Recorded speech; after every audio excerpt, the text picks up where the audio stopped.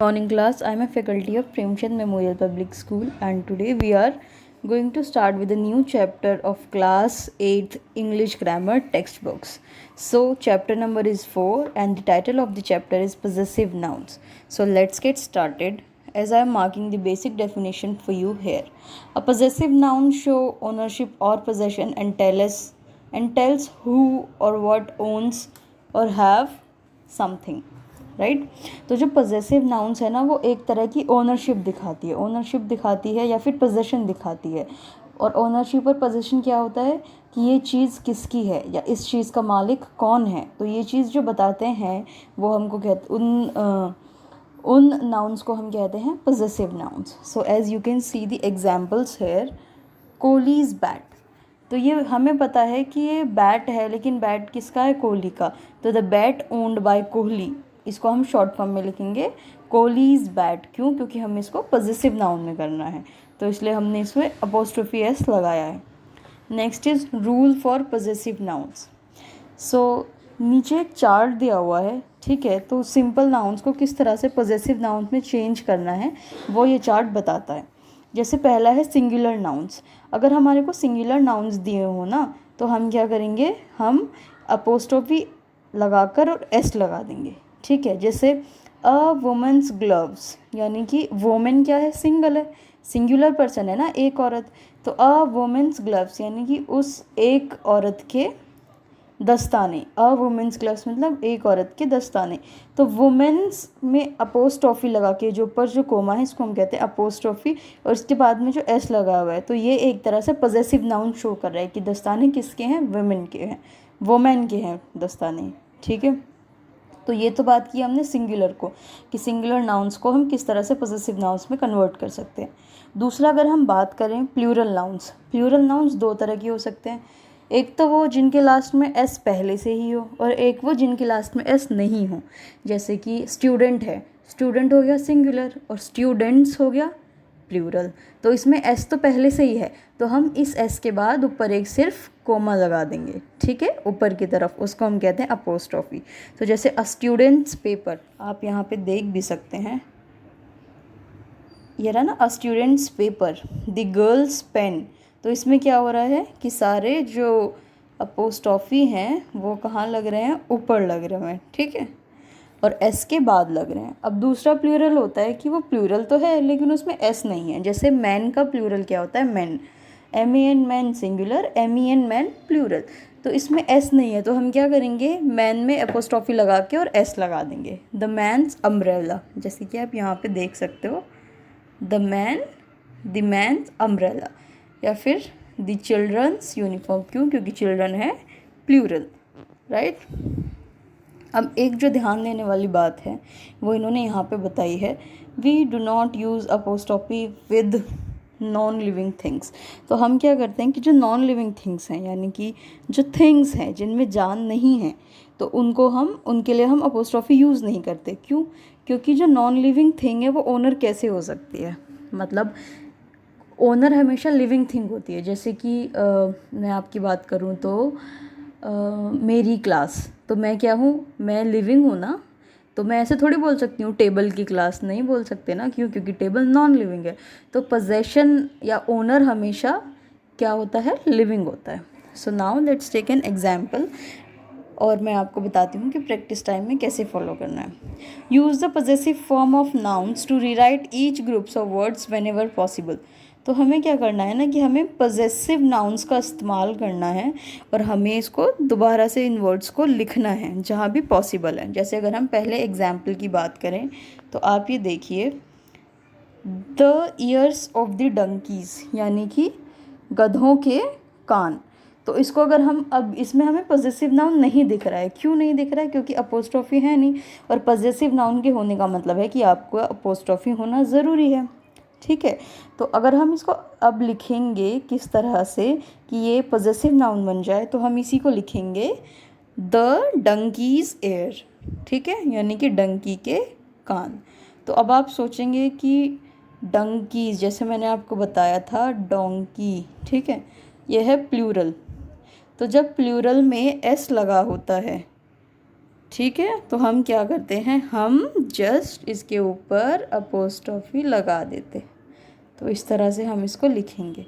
I hope सबको समझ आ गया होगा। Now let's move on to the next page. Now in the next page there an exercise here. B, rewrite the sentences using the correct possessive form. So हमें इन sentences को फिर से लिखना है, लेकिन चेंज क्या करना है कि हमें इनमें possessive nouns का इस्तेमाल करना है। तो the horns of the stag got stuck in the mud. तो जो stag के सींग थे ना वो मिट्टी में अटक गए। तो इस चीज़ को अगर हम लिखें तो हम लिखेंगे यहाँ पे हॉर्न्स ऑफ द स्टैग की बजाय हम लिखेंगे द स्टैग्स हॉर्न। अगर अब आप देखो तो स्टैग क्या है, सिंगुलर है, STAG, स्टैग सिंगुलर है और सिंगुलर को पॉजेसिव बनाने के लिए हम क्या करते हैं, अपोस्ट्रोफी और उसके बाद S लगा देते हैं। तो द स्टैग्स हॉर्न, उसके बाद हम बाकी सेंटेंस एज इट इज़ लिख देंगे, the stag's horn got stuck in the mud. Okay, now let's move on to the exercise number C. Let me mark it a bit more properly. First is the dash are beautiful. Again we have to use apostrophe so that the given noun in the bracket becomes the possessive noun. हमें apostrophe use करना है ताकि जो noun दी हुई है ना bracket में वो क्या बन जाए, वो possessive noun बन जाए और हमें यहाँ पे उसको I'm sorry वो पॉजेसिव नाउन बन जाए। जैसे कि यहाँ पे दिया हुआ है ड्रेसेस ऑफ द गर्ल्स, ठीक है, तो इसको हम जब पॉजेसिव नाउन में चेंज करेंगे तो क्या बन जाएगा, गर्ल्स ड्रेसेस। तो अभी मैंने आपको बताया था ये बन जाएगा गर्ल्स, यहाँ पे गर्ल्स दिया हुआ है तो बस इसके ऊपर अपोस्ट्रोफी आ जाएगी क्योंकि ऐसे यहाँ पे पहले से दिया हुआ है, ये प्लूरल है, तो ये बन जाएगा girls dresses. Okay, I hope it's clear. Now please turn the next page. Yes, so next page says that we have given an encyclopedic entry. तो हमें यहाँ पे ना एक encyclopedic entry दी हुई है, ठीक है, मतलब एक पैराग्राफ दिया हुआ है हमें उस पैराग्राफ में जितने भी अंडरलाइन वर्ड्स हैं ना उनको हमें पॉजेसिव नाउन्स में कन्वर्ट करना है। और ये करने का सबसे आसान तरीका क्या है, अगर सिंगुलर है तो अगर सिंगुलर है तो हमें लगाना है, मतलब सिंगुलर मान लो S इज़ सिंगुलर, ठीक है, सिंगुलर में लगाएंगे हम अपोस्ट्रोफी S। प्लूरल में क्या होगा, दो तरह के होंगे, या तो S लगा होगा या S नहीं लगा होगा, ठीक है, जिसमें S लगा होगा उसमें हम क्या करेंगे, अपोस्ट्रोफी लगा के और बस काम ख़त्म, और जिसमें S नहीं होगा उसमें अपोस्ट्रोफी लगा के S लगा। ओके, तो सेम रूल्स है ना आपके इधर दिए हुए हैं। ओके, अब सेम रूल्स आपके इस बॉक्स में दिए हुए हैं, देखिए ये बॉक्स दिख रहा है।